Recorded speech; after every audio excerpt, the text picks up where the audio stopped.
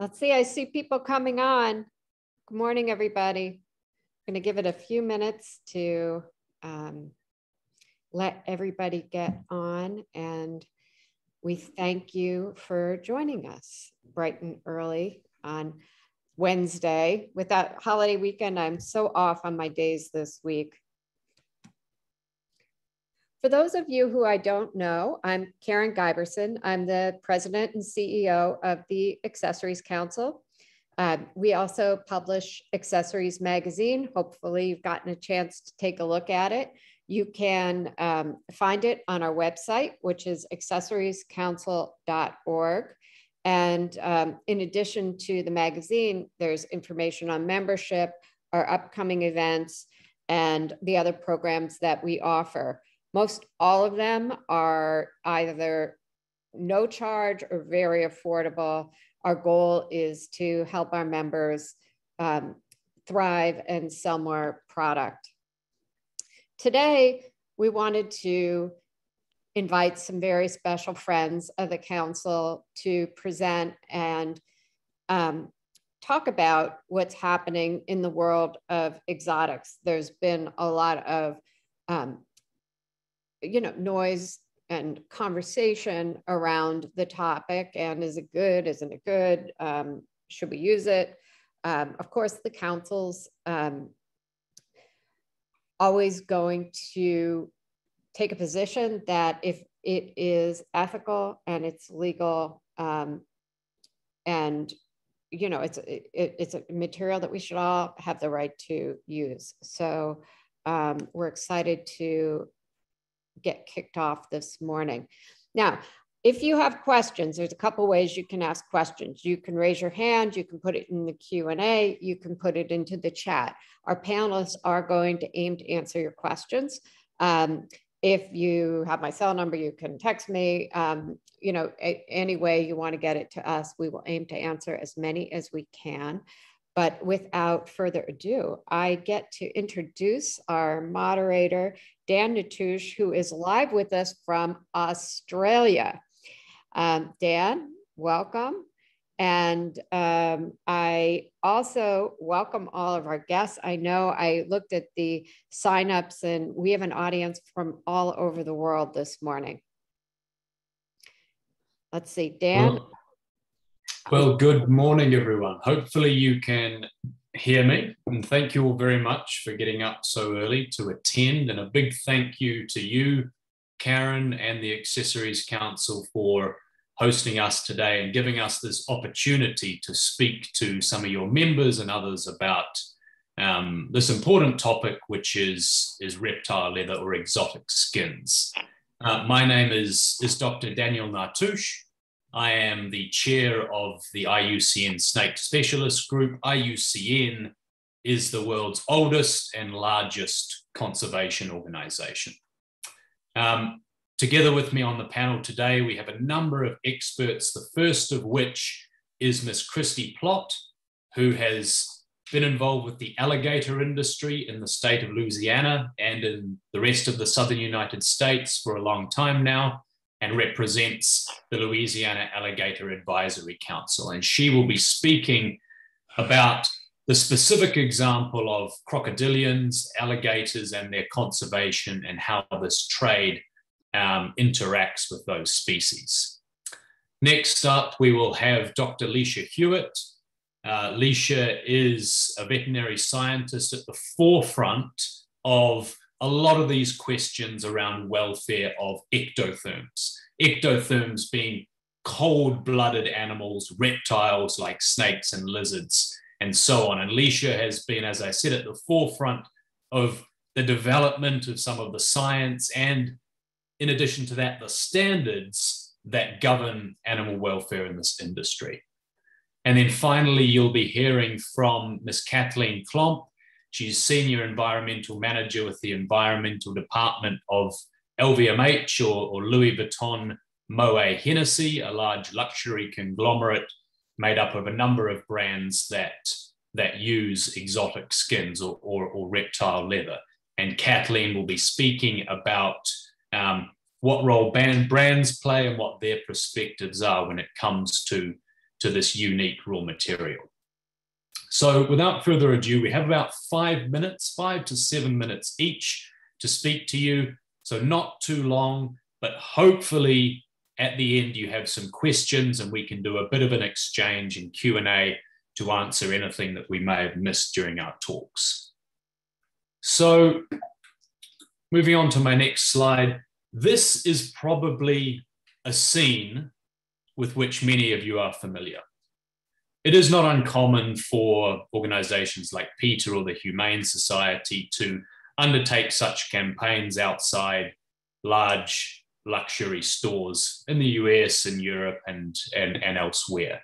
And they have, over time, generated this narrative that using exotic skins, it's bad, it's wrong, it's not good for the environment, it's illegal, it's hurting animals, etc. And I'm going to come out from the start and say it, that yes, to use the skin of an animal is dying to give up that skin. But not just the skin. One of the narratives that you will hear very commonly is these animals are just bred or killed for their skins for luxury brands. The reality is, if luxury and fashion, designers and so on stop using this raw material, those animals will continue to be utilized for their meat, for their byproducts that are used for traditional Chinese medicines, and so on. And now when it comes to this issue of sustainability, what these groups do is often prey on our emotions, and to be fair, our ignorance, because not many people have a good understanding of how these trades work, how these species are captured or bred in these countries, and that plays to their advantage.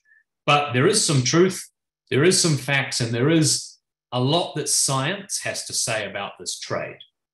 And you're probably wondering why someone like myself, a conservationist, is here speaking to you about a trade that is involved in the use of animals. I ultimately have dedicated my life, and my colleagues have dedicated much of their lives to conserving and protecting these animals. But overall, the benefits and the science shows that it is overwhelmingly good for these species, and not just these species, but also our planet. And so that is what we will be speaking to you about today. Now, the first part of this, what science has to say about the raw material itself, is that relative to most other raw materials used by designers or within the fashion industry, the environmental impacts of reptile leather are incredibly low. And this is when measured across a number of different axes or impact areas such as global warming, how much water is being used in their production, so on and so forth. And as you can see here, reptile leather, only beaten out by pineapple leather, has a very, very low score. So very environmentally sustainable, despite what you will hear. In addition, sorry, my computer's playing up. In addition to that basic score of environmental impact, many of you will be well aware of the United Nations Sustainable Development Goals. So 17 goals that the world, the United Nations, has come together to say we need to achieve these, not only for the health of our planet, but for the health of humanity.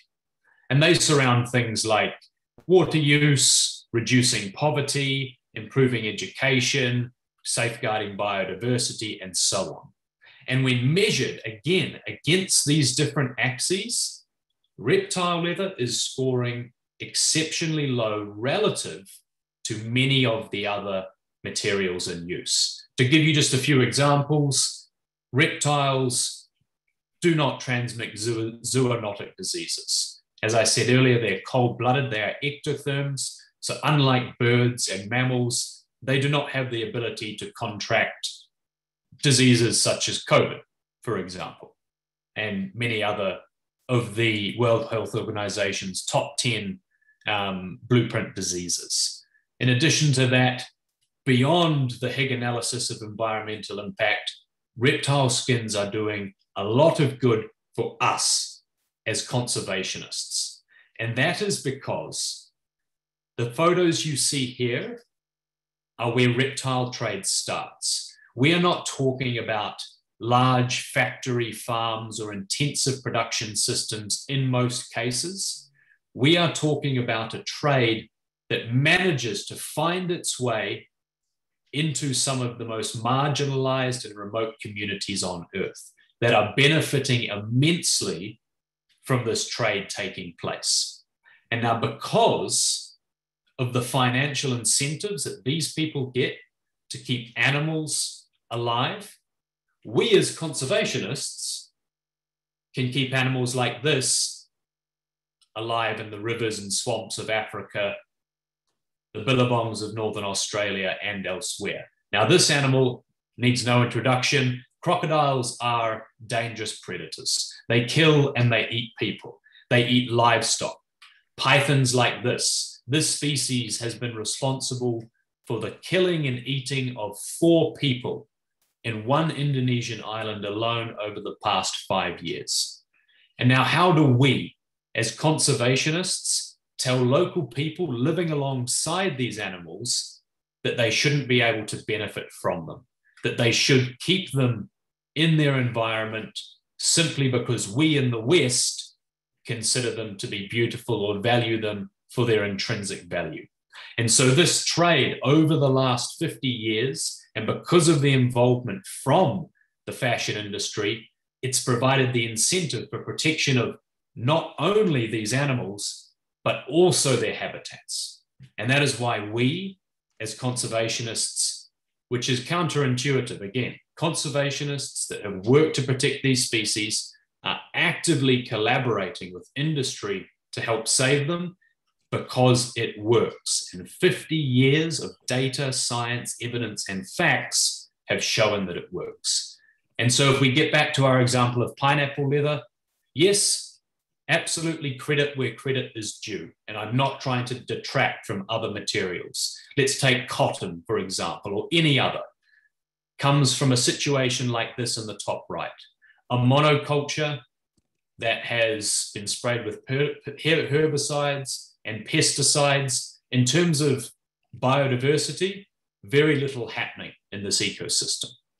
By contrast, on the bottom left, you see an intact ecosystem. And so what this trade does is it allows us to value nature, to place value on animals, to place value on habitat, and to protect them. So really it's a system where we've been able to, I was going to make a terrible pun, I was going to say, have our snake and eat it too. Normally have our cake and eat it too. But here we can keep the snakes, the crocodiles, the lizards in these habitats through the sustainable, wise, ethical use of a small number of them, prevent large-scale land destruction like you can see on the right here. And that is why we as conservationists are so passionate and are so supportive of this trade. And so the story eventually will hopefully move from you bought a crocodile handbag, you're killing crocodiles, to, oh, you bought a crocodile handbag, you're saving crocodiles. And so to answer that question, reptile skins, is there a future? Yes, there is a future, but perhaps not just is there a future, perhaps reptiles are the future. Thank you very, very much. I pass on now to the wonderful Christy Plott, who will give a bit more life and real world example to some of what I've just said. Thank you.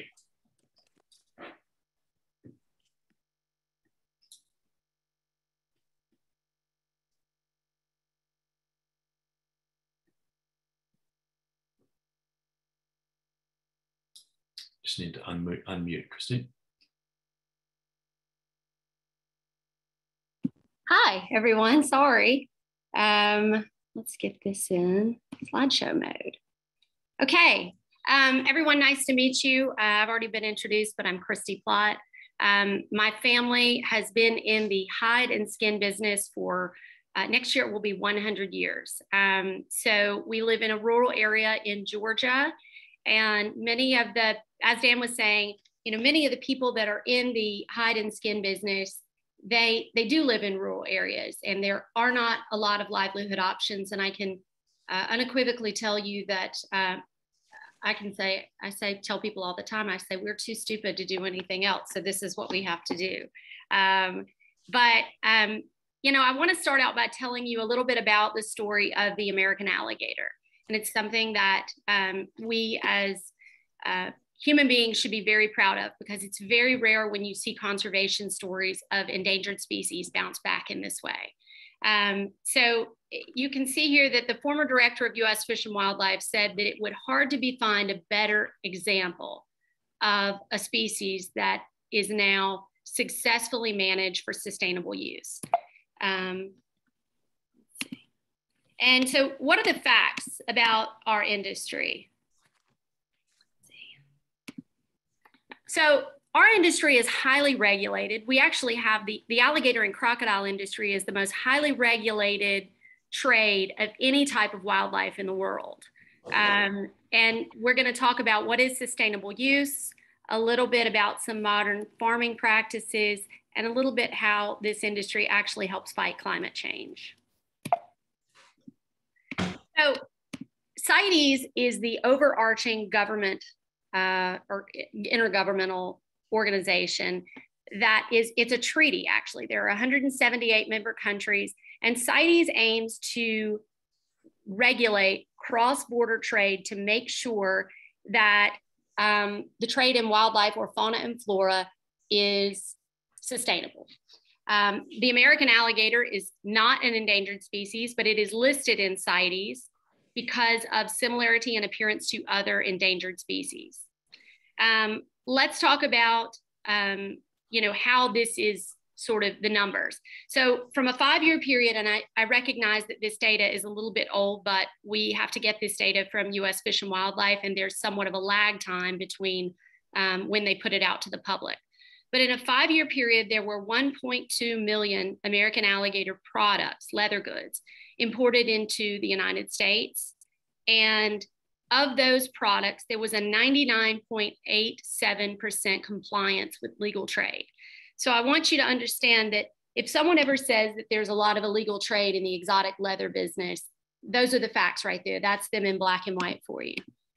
So how does CITES work? A lot of people don't understand how these treaties work. So CITES, of course, like I said, is a treaty that regulates trade in a bunch of countries, or cross-border trade.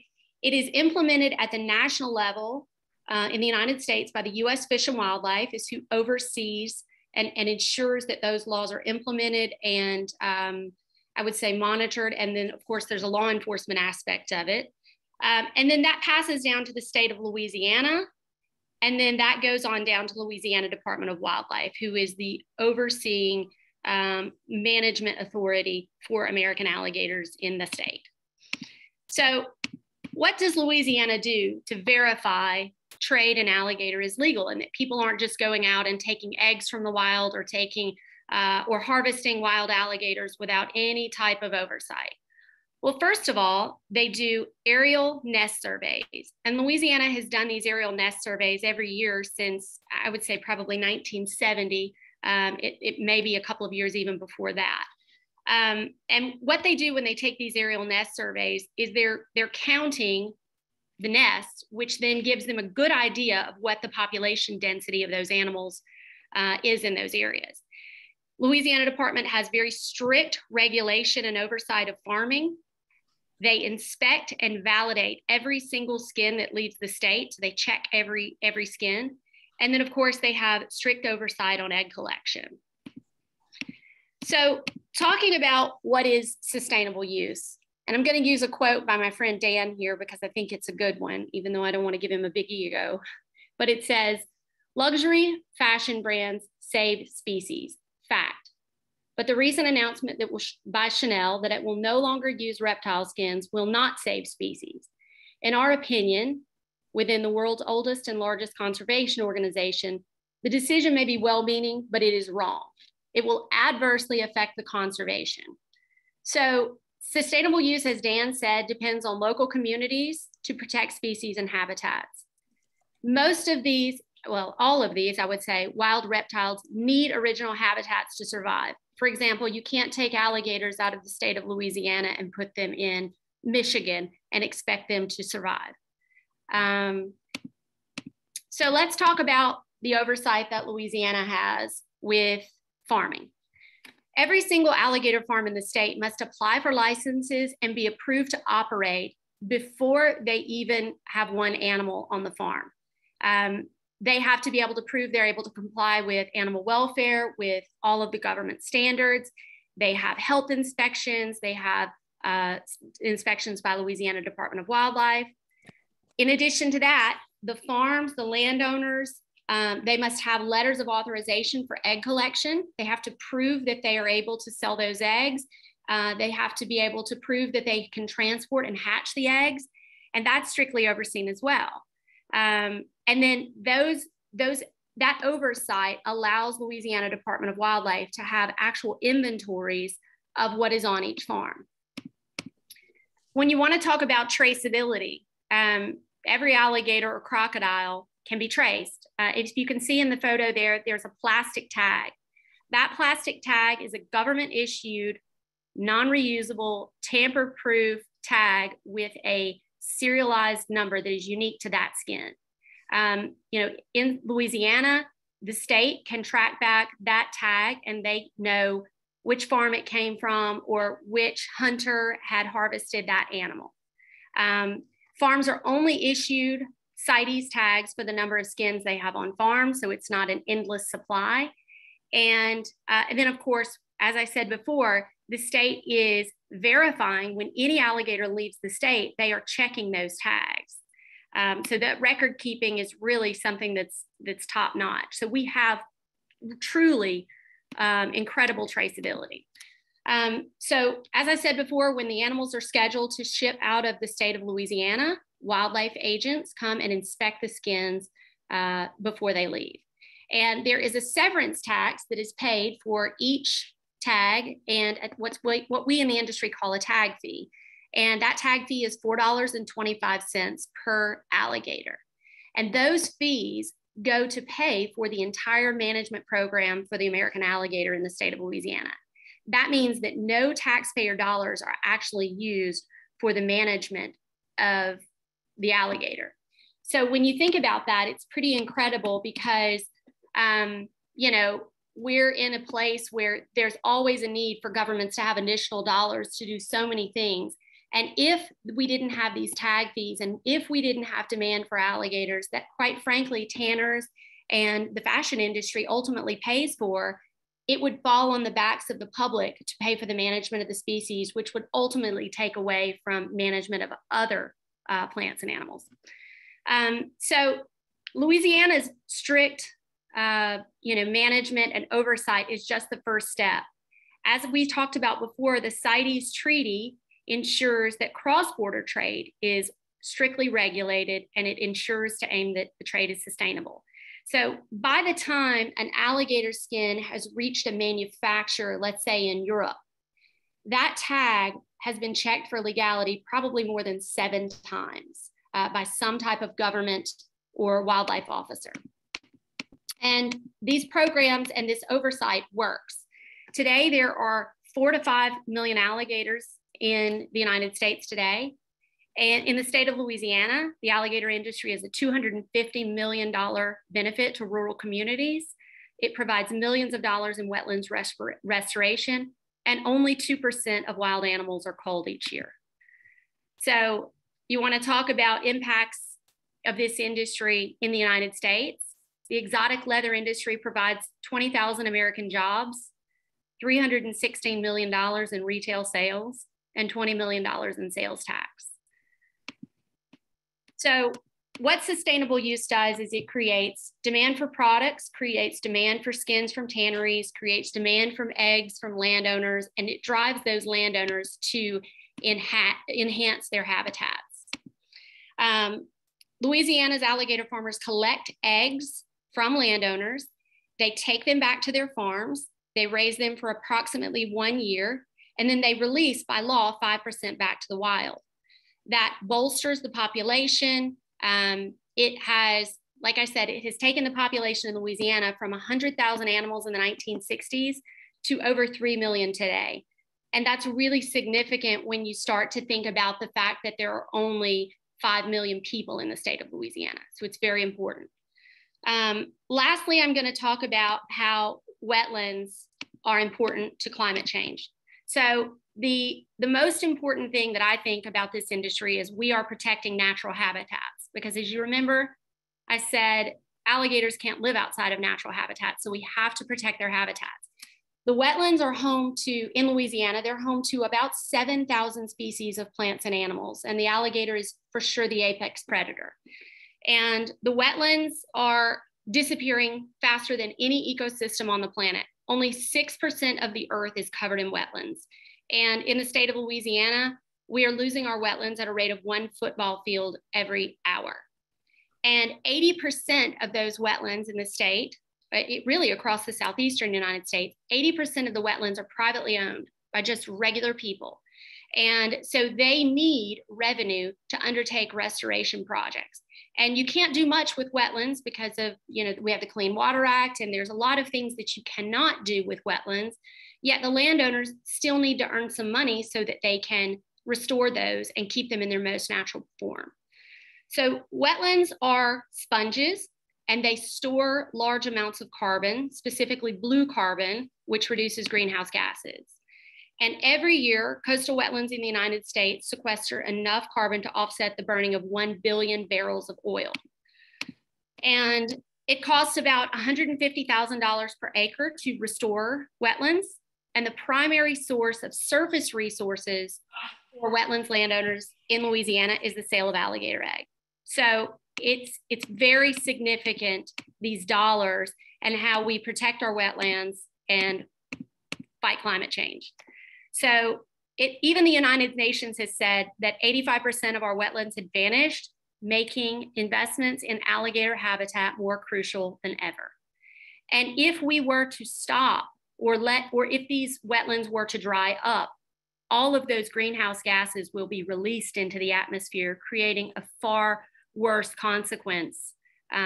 So we are sort of an unlikely yet powerful ally in the fight against climate change. And we asked, is there a future for exotic leathers? And I hope that you would agree with me after learning a little bit and say yes. Wonderful. Thanks so much, Christy. In the interest of time, we'll head straight on to Dr. Leisha Hewitt. Thanks, Leisha.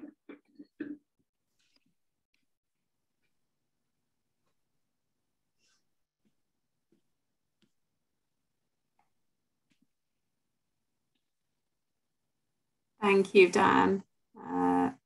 There we go. Hopefully everybody can see that now.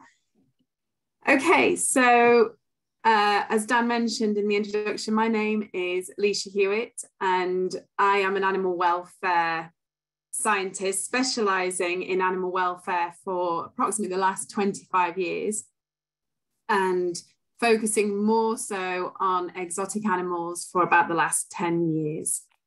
So I've looked at this question from an animal welfare perspective, and that's what I'd like to go through with you over the next 5 minutes or so. So looking at it from purely an animal welfare point of view. So what represents a sustainable system from an animal welfare perspective? Well, if our animal welfare is poor, then we cannot support that particular type of animal production system. So an animal production system should be considered to be unsustainable if they result in a poor animal welfare outcome. And that's what I want to try and explain a little bit more today. And why does this mean that a system that delivers poor welfare is unsustainable? Well, partly because something that delivers poor welfare is going to be unacceptable to the majority of people. People will not put their support into a system that they think delivers poor animal welfare and where animals are suffering inside that particular farming or production system. And secondly, and this is a key point, is that animal welfare and product quality are so closely linked that there's no point in investing time and money into a production system that gives us poor welfare because we won't get the good quality product at the end. And I've got a couple of examples here just to emphasize that point. So this picture here, obviously, we wouldn't consider it to be an exotic, but it's an animal nonetheless. So this is an example of pigs. And this type of damage that we see on pigs can be a consequence of pigs being mixed together in a particular production system and fighting and causing damage to the skin. And what this means in terms of outcome for the meat industry is that this can lead to poor meat quality and obviously loss of revenue for the producer. So this is one example where poor welfare delivers a poor product, and therefore we've got to look for an alternative system. You know, this type of system where we're getting this sort of damage is not sustainable. If we look at that same example again, but bring it a bit more close to home, because we're talking more about leather rather than necessarily meat in this particular webinar, then we see a similar consequence. So you've got the fighting damage in the pigs here, and you can see on the right here that you're looking at the pig skin, the final pig skin product here, and you can see the same type of damage being replicated on the skin there. So it's in the farmer's best interest and the producer's best interest to protect the welfare of the animals, whether it be a pig or whether it be exotics. We're going to see similar consequences if we don't manage the welfare of those animals during production. We just can't get a quality product at the end. So I think the answer to the question right at the offset is without good welfare, then there is going to be no future for exotic leather. So good welfare is an intrinsic part of exotic production and managing exotic species. If we can't protect welfare, then the businesses that we operate, they can't have a social license. People aren't going to be assured that they're giving them good animal welfare outcomes, and they're going to deliver a poor product quality. So therefore, we need good welfare to ensure the future of exotic leather. So what do we actually mean by animal welfare? A lot of people, there's a misconception that animal welfare is something that we provide to the animals. What I want to explain today is that welfare is a state within the animals themselves. So it's a state within the individual as it attempts to cope with the environment that we put it in or the treatment that we give to it. And there's a community expectation that exotic animals are provided with the same level of care and the same humane treatment and the same humane death as other more conventional species. This diagram here is quite a nice diagram because it explains the basic areas of animal welfare and some of the concepts of animal welfare that we may be more familiar with. So animal welfare is really the physiological outcome in the animals and the behavioral outcome in the animals. And it's made up of these three key areas here. So it's the things that we can see out on the farm. So the health and the productivity of the animals. So basically good welfare is going to give us animals that produce well. It's going to give us animals that give us good product quality, and it's going to give us healthy animals too. But it's also the mental well-being of the animals.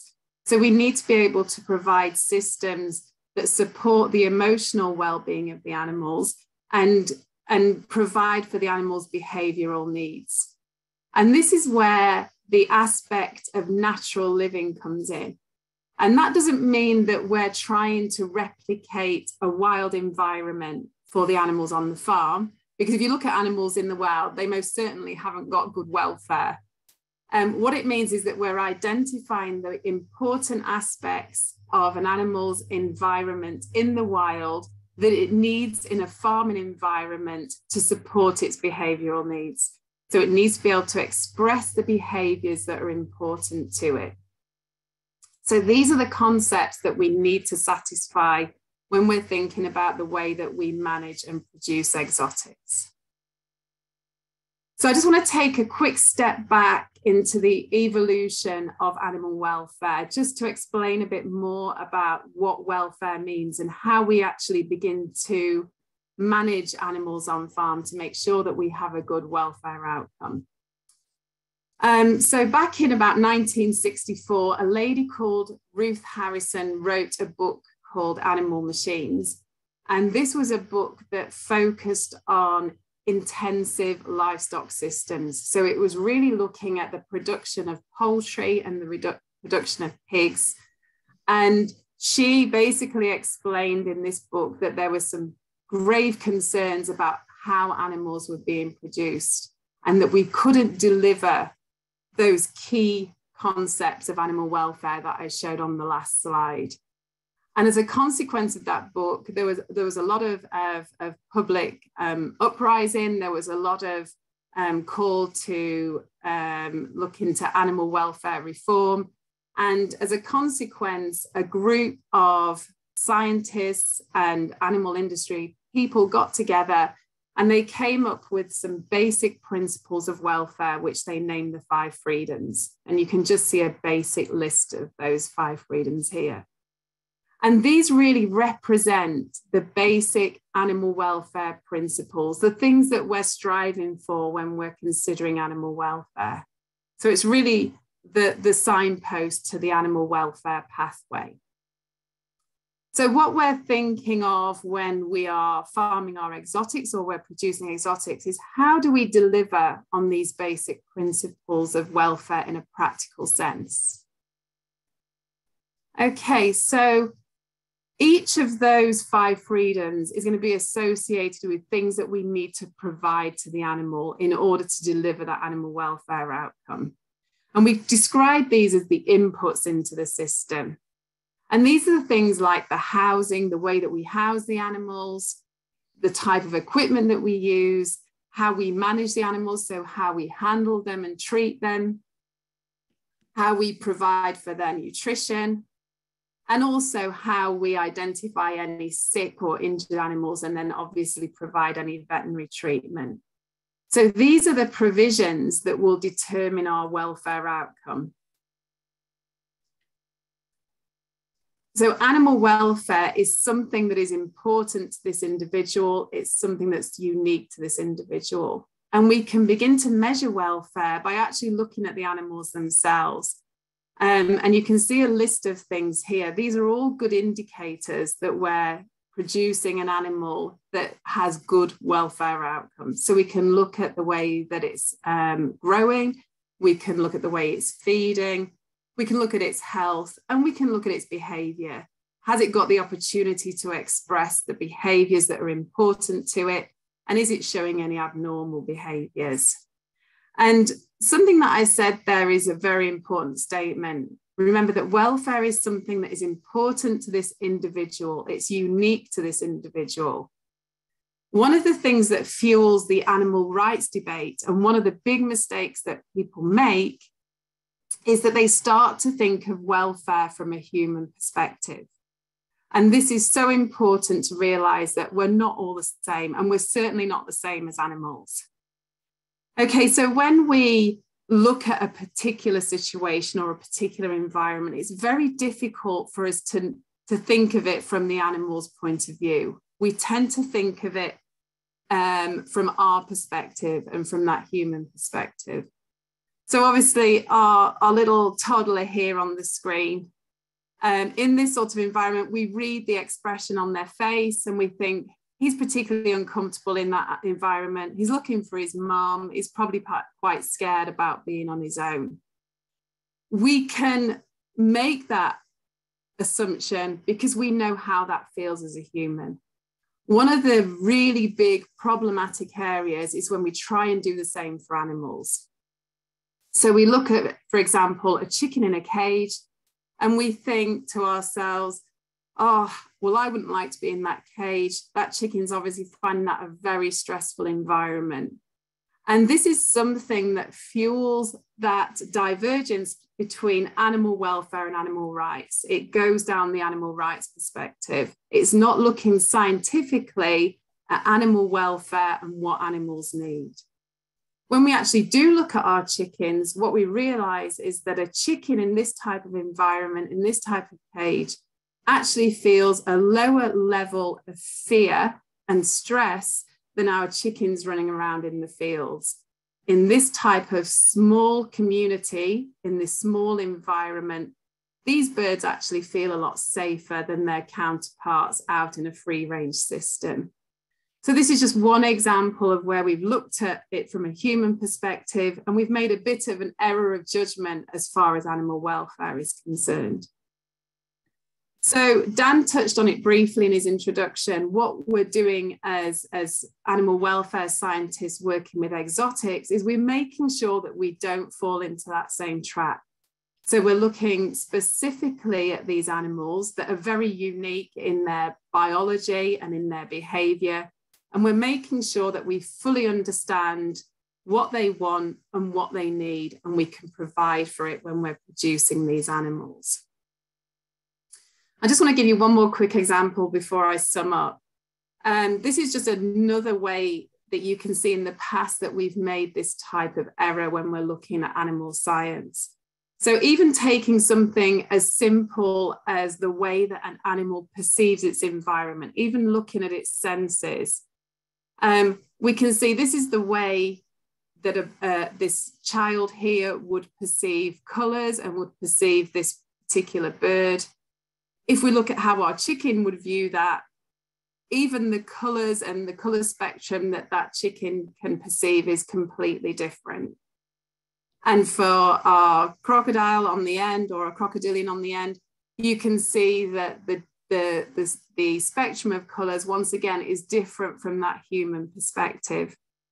And just something as simple as this can cause us problems as welfare scientists. So, for example, we've made decisions about how poultry should be housed in certain lighting conditions based on how we perceive those lighting conditions, not thinking about how the birds perceive those lighting conditions. And it's very easy for us to make the same mistake with exotics. We think that certain lighting conditions for exotics may not be suitable based on how we perceive those lighting conditions. So it's really important here that we start to look at it from an animal's perspective. So how do we go forward and protect the welfare of exotic animals? What is being done in this space? Well, at the very basic level, as Christy explained in detail, we have a whole framework of legislation that protects exotics.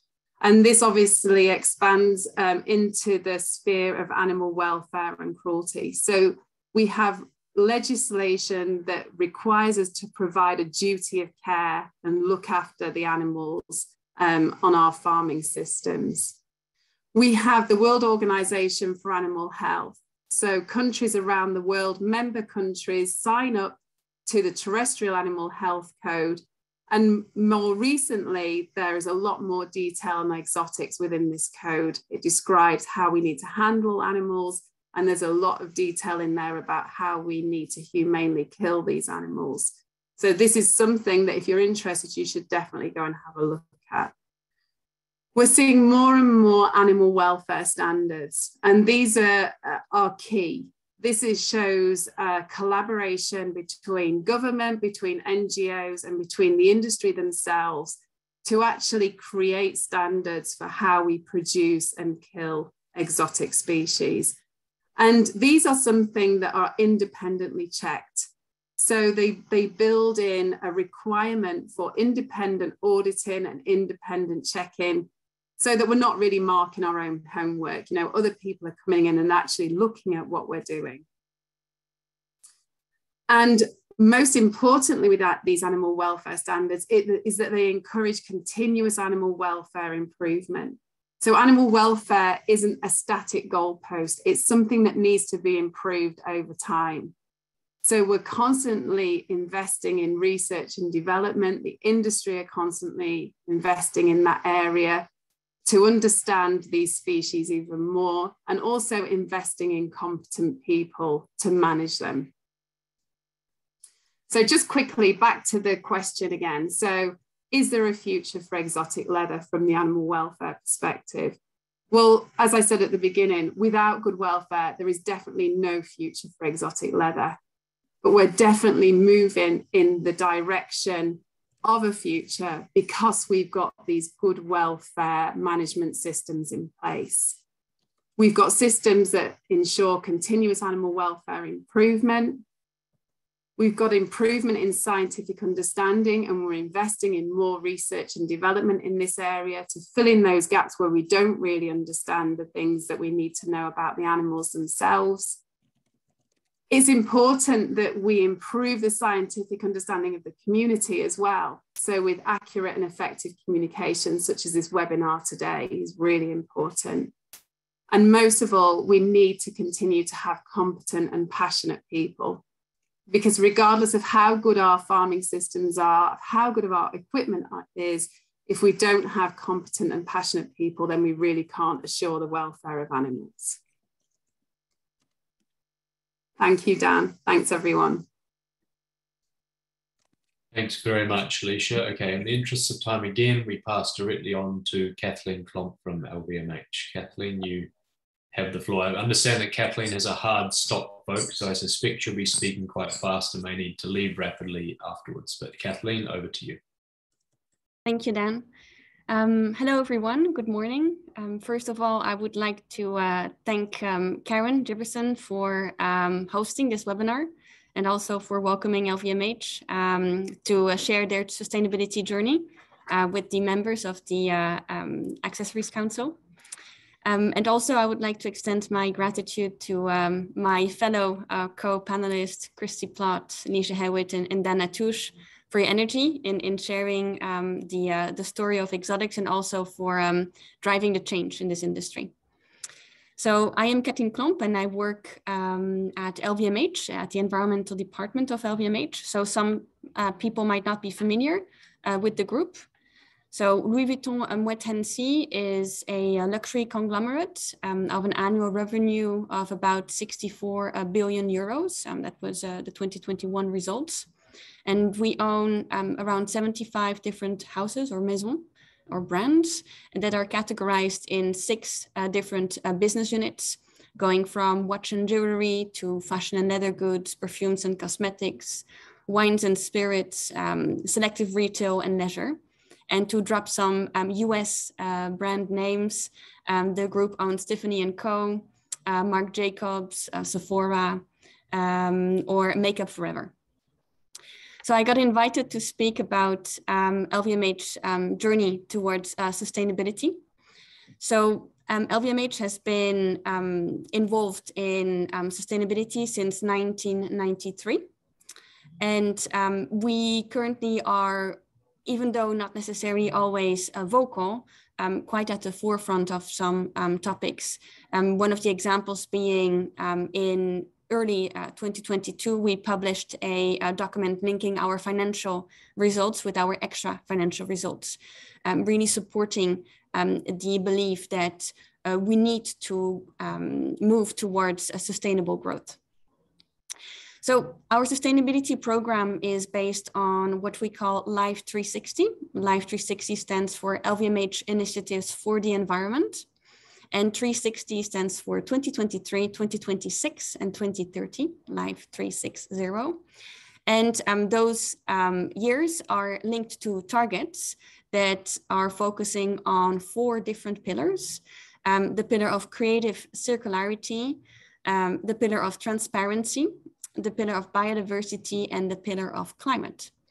And those targets, we cannot achieve them without the involvement and the support of our stakeholders, which includes employees, but also scientists, researchers, experts, our suppliers, and other partners. And that is something that is incredibly important to us and aligned with SDG number 17, development of partnerships. So within that program, where do we situate exotics? So first of all, I would like to focus a little bit of the notion of exotics, because at LVMH, we consider that exotics is every kind of material that is precious, so rare. And so for precious materials, we have, of course, reptile skins, but also ostrich, and I know that Leisha has been incredibly involved in animal welfare on that topic also, or stingray, for instance. And so for the sake of this webinar, I will focus on a very specific exotic material that is reptile skins. And for reptile skins at the group, in our fashion and leather good and watch and jewelry brands, we do use exotic skins, reptile skins, crocodile, alligator, snakes, lizards, and pythons for our finished products. So exotic skins for us are considered to be a strategic material within the Life 360 program. What does that mean? We have identified a list of materials that we consider to be strategic from three criteria. The first criteria is that material significant in volumes? Well, as of today, we don't use a lot of exotic skins, or at least not as many exotic skins as we use grapes, for instance. More than half of the volume of materials that we use to produce not bags, but champagne or wines is grapes. Then the second criteria is whether the material has a significant impact from an environmental or social perspective. So we could take the example of cashmere, wool, cashmere. That is a material that has per unit a very high environmental impact, especially when we look at hydric stress, for instance. And then finally, the last criteria is the materiality for our stakeholders. Is this material a material where stakeholders do have a high level of expectation or scrutiny for that material? And typically, exotics are going to be part of that criteria. Indeed, we have a lot of expectations from stakeholders on the use of exotic skins in our materials, linked to all the topics that were mentioned by Dan Natusch at the very start. So exotic skins are for us a strategic material on which we have focused our attention as part of our Life 360 program. And I wanted to go very quickly to a couple of those objectives. We have one objective that is linked to the objective to achieve 100% of strategic materials here, exotic skins that respect the highest standards. By highest standards, we adopt a holistic point of view: animal welfare, environmental impact, including, of course, conservation, social impact, including, of course, human rights, but also support of livelihoods, safety, and so on. And then in addition to that, we expect that by 2030, 100% of our strategic materials, including exotic skins, are fully traceable with the development of a bespoke traceability tool. And this, of course, can be addressed by what we call chain of custody. Of course, those objectives, we cannot achieve them ourselves. We actually achieve them with partners, as I mentioned before, and I just wanted to name a few. You've already seen ECFA pop up as one standard on which we rely for crocodilian skins. We do also have the standard for responsible crocodilian production that we rely our efforts on. Or, for instance, the multi-stakeholder initiative, SARCA, the Southeast Asian Reptile Conservation Alliance, to which we contribute with other actors in the industry towards better animal welfare, but also sustainable offtake of reptile skins, support of livelihoods, and so on. So here we really have expectations that we set for exotic materials, but we can also, and I hope that the presentations by Christy and by Dan give that type of information. We also see that exotic skins can actually naturally, because of the intrinsic nature of their product, they can contribute to our program. We have, for instance, an expectation by 2030 as part of our biodiversity pillar to preserve or to restore 5 million hectares of ecosystems. Well, through the use of alligator leather, for instance, and other exotic skins, we can contribute to that indirectly through sustainable use of those materials. And again, there also, we rely on very important actors. They were mentioned, CITES, the IUCN, but also, and very importantly, our suppliers, researchers, scientists, and partners. In addition to that, and in line with what I just mentioned, our climate expectations on our scope 3, so on our purchase of raw materials, among others, we have the expectation by 2030 to reduce our GHG emissions per unit of value added by 55% on baseline 2019. And here again, and Christy mentioned it at the very end of her presentation, thanks to the capturing sequestration of carbon in wetlands, we also can benefit from the use of those materials to actually contribute to those objectives. And last but not least, it is also very important to share that information with our customers. And so one of our objectives is to communicate transparently with our customers, and also in terms of the use phase for us to make certain that every skin that we harvest is a skin that we end up using in our finished materials.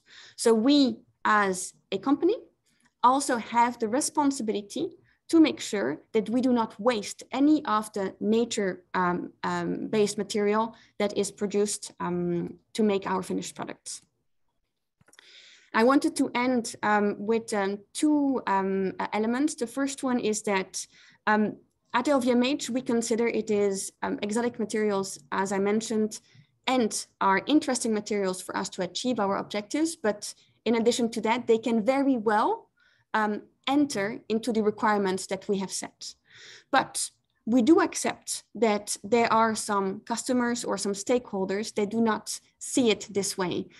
Some customers don't feel comfortable using exotic materials. And so we are committed to respecting the choice, not only at customer level, but also for our artistic designers. If they do not want to use exotic materials, it is not a problem. But if they do not use it, they should have the exact same benefits from an environmental, social, and economic perspective with the alternative, for instance. So that is really, for us, one main and one core value that we rely on. And to circle back to the question, is there a future for exotics? I believe that this is something that we answered in 2019 when we issued our animal-based raw material sourcing charter, and the values on which is based our charter. We believe that there is absolutely a future for exotics, provided we respect those values that we have set, which is be always more demanding, always more ambitious, but also have a holistic point of view, not only animal welfare, not only conservation, not only the social impact, all the impacts together, really to encompass all those 17 objectives of the SDG, the Sustainable Development Goals, to avoid, whenever possible, the logic of exclusion, because it's not by excluding partners that we're going to improve the situation. We have the leverage to improve the situation, so let's work in collaboration with our partners to improve a situation that often is not linked to the willingness to do harm, but more lack of information and understanding.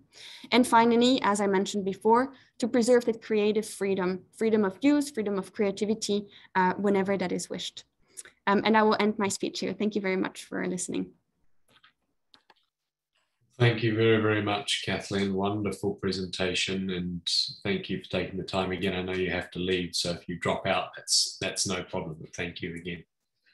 Thank you very much.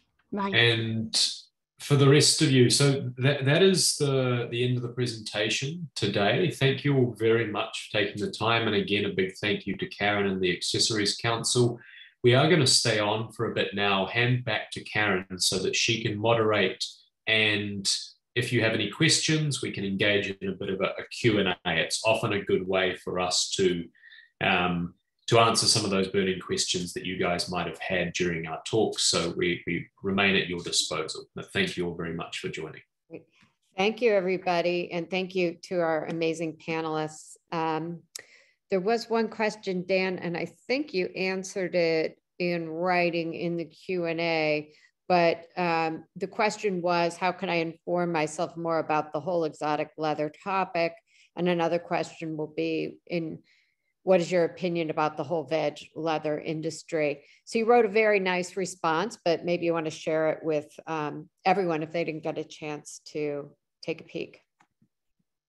Sure. Can everyone see that response and the Q&A answered? So the question was, as said, I provided a link to a frequently asked questions sheet that has been put together by a number of the world's foremost scientists on reptile biology and on this trade. It goes through a number of not just facts, but also addresses some of the myths around exotics. For example, are snakes hung from trees and skinned alive, which is something you hear quite often, which is not true. And then you also go into some of the physiological detail as to why it may look like that, because reptiles continue to move even after they are dead for up to 30 minutes or 1 hour due to their unique physiology, which gives the impression that they are. So lots of those types of questions answered in the link that I provide. The other question was about how does exotic leather stack up to veg leather or vegan leather? And I sort of made the question that although it may seem like it, folks like myself are not here to promote one leather over another. And I said in writing that if vegetable leathers have good sustainability credentials and meet designers' needs in terms of durability and aesthetics and other metrics, then absolutely we support them and we think they're great. The science has, however, shown that in comparison, when a straight comparison is made, exotic leathers blow those other vegetable leathers out of the park. Karen I read one of her comments that said the R&D on vegetable leathers is still somewhat in its infancy, or it's in development. Perhaps in the future they will be a usable alternative with high sustainability credentials. Nevertheless, in our opinion, that doesn't mean that they should be substituted for exotic leathers. Exotic leathers go far beyond in terms of the benefits they provide for conservation and habitat protection and so on. And so absolutely, they should continue to have their place. Thank you. Hey, someone asked a question about, are the animals used for meat? Is it used, are they used for food? Yes. So the state of Louisiana annually produces in excess of 2 million pounds of alligator meat. In the case of wild alligators, and like I said, only 2% of wild alligators are harvested in the state of Louisiana each year. That's for population control, it's for land management, it's to provide some revenue to landowners, but the meat is the primary product for wild alligator skins. It far outweighs it, the value. And on farm skins, the meat doesn't have the same value as the skin. But the reason for that is because, and the meat is sold at the same price per pound. But the reason is because wild alligators are far larger than farm-raised alligators. So, an average farm-raised alligator is 3 to 4 feet in length, whereas the average wild alligator is around 7.5 feet in length. So that animal is going to produce a lot more meat. But yes, as a matter of fact, right now today, there is actually a shortage of alligator meat. There are a surplus of skins in the market. So I dropped in the, I think in the chat section, Louisiana Department's annual report, which validates all of those numbers. And you can see the actual number of pounds and the dollar amount of meat and the value of those things. And it's listed by year. So it's pretty interesting. That's a great question. And just to quickly add to that, is the southern United States and alligator is one thing, but as we mentioned, many of these skins are coming from Africa and Asia, from impoverished communities. Food security is a huge issue for our planet. Access to high quality protein in many parts of the world is a huge issue. This story or this narrative that we are told where, these animals are just killed for their skins, absolutely not true. The people producing these animals cannot afford to not be using that meat. I could go on forever and ever about the credentials of meat. Ultimately, I believe that skins will be a complete byproduct of the meat industry because of its its ability to produce high quality protein, low saturated fat, high in omega-3s, et cetera, et cetera, et cetera. The question is probably not reptile leather, is there a future? It's probably reptile meat, that is the future. So yeah, that just a couple of points there. Thank you. I have a bunch of questions here. I've got one that I'd love to take. Can I? Can I? Yeah, go for it. It says you can take it live, or I don't know what that means, but Maxine, I'm sorry, I'm not able to pronounce your last name, but Maxine F has asked, how do you respond to activists who claim that farming doesn't contribute to conservation and that categorizing animals in endangered species categories is enough to protect those animals? So alligators are listed in the ESA. And like I said before, they're listed there because at one time they were endangered. They are no longer endangered, but they remain in the ESA due to similarity in appearance to other endangered species. And that's common throughout, throughout governments around the world that they do that.